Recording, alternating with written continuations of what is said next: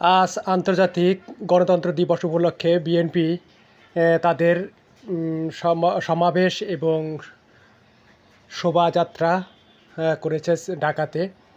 তো দেখা যাচ্ছে যে নয়াপল্টনে এলাকায় যতদূর চোখ যায় শুধু জনস্রোত। ঢাকা শহরের আশপাশে যতগুলি জেলা রয়েছে সব জায়গা থেকে মানুষ এসেছে, জনগণ এসেছে বিএনপির এই শোভাযাত্রায় এবং এই সমাবেশে। এবং এখান থেকে আজকে তাদের আগামী পরবর্তী যে দিক নির্দেশনা যেগুলি দেওয়া হবে সেগুলি এখান থেকেই তাদের দায়িত্ব দেওয়া হবে।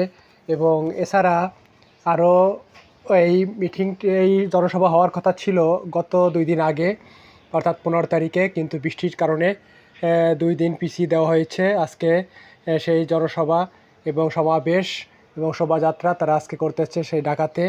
তো দেখা যায় শুধু লোক আর লোক, প্রচুর লোকের এখানে সমাগম হয়েছে। তো এখানে এটা তো ভিউয়ার্স, আজকের এই জনসভা ভারপ্রাপ্ত চেয়ারম্যান তারেক রহমান উনি দায়িত্ব পালন করবেন।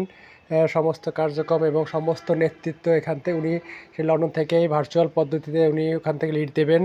এবং স্থানীয় যারা নেতাকর্মী রয়েছে তারা দূর দূরান্ত থেকে বিভিন্ন জায়গা থেকে এসে উপস্থিত হয়েছেন। তো আগামী দিক নির্দেশনা দেওয়ার জন্য এবং অন্তর্বর্তীকালীন মাধ্যমে কীভাবে কার্যক্রম তারা পরিচালনা করবে এই বিষয়গুলো আলোচনা হবে।